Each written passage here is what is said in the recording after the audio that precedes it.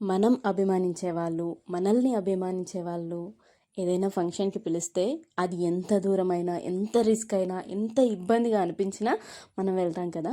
So, అలాంటి ఒక్క మూమెంటే నాకిదనమాట. ఈరోజైతే నాకెంతో ఫేవరెట్. పిల్లలకి కూడా చాలా చాలా ఫేవరెట్ టీచర్ వాళ్ళ కూతురిది ఓణీ ఫంక్షన్ అనమాట. సో, మేమైతే అక్కడికెళ్ళాము. మేమున్న ప్లేస్ దగ్గర నుంచి ఈ ఊరు చాలా దూరం. చింతామణి అని చెప్పి మేమున్న ఊరు నుంచి చింతామణికి వెళ్ళామన్నమాట. చింతామణి దగ్గర ఒక విలేజ్. అంటే మ్యామ్ వాళ్ళు ఉన్నది మాకు దగ్గరలోనే.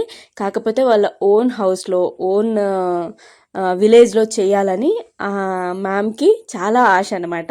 సో, ఆ ఒక్క ఆశ, ఆ ఒక్క కోరిక మమ్మల్ని అంత దూరం దాకా వెళ్ళేలా చేసిందనమాట. ఇంకా నాకిక్కడ దొరికిన ఒక ప్రీషియస్ మూమెంట్ ఏంటంటే, యాక్చువల్లీ ఫ్యామిలీస్‌తో పిల్లల్ని తీసుకెళ్ళి కాలు మొక్కించడం అదొక ఆచారం. అంటే ఫ్యామిలీ మెంబర్స్‌తో. బట్ నాకు సౌమ్య మ్యామ్ అయితే స్పెషల్‌గా నన్ను మా ఆయన్ను నిలబెట్టి పాపతో కాళ్ళు మొక్కిచ్చిందనమాట. లిటరల్లీ నాకైతే ఒళ్ళంతా ఒక్కసారిగా చిల్ అనిపించింది. ఎందుకంటే ఇంత మనకంటూ ఒక ప్లేస్ ఇచ్చి, మనకంటూ ఒక రెస్పెక్ట్ ఇవ్వడం అంటే ఇదే కదా! సో, నాకైతే చాలా చాలా హ్యాపీ. మా ఆయనకు కూడా అంతే చాలా హ్యాపీ. నేనైతే పాపకి డ్రెస్ తీసుకెళ్ళాననమాట. ఒక జీన్స్ డ్రెస్ తీసుకెళ్ళాను. సో, వాళ్ళ ఇంట్లో వాళ్ళు కొంతమంది పెద్దవాళ్ళు ఉంటారు కదా! వాళ్ళు పెట్టగానే నన్నే పిలిచారనమాట. రండి బొట్టు పెట్టేస్తురు అని చెప్పి. సో, నాకు ఇప్పటికి కూడా మాటలనేవి తడబడుతున్నాయి. అంత హ్యాపీ అనిపించింది. ఇక్కడ చూస్తున్నారు కదా! ఆ మ్యామే సౌమ్య మ్యామ్ అంటారు.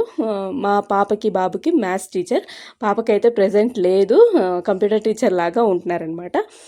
కిషన్‌కి అయితే టోటల్‌గా 5th దాకా టీచర్‌గా ఉన్నారు. ఈవెన్ దో ఇప్పుడు కూడాను టీచర్‌గా వెళ్తున్నారు.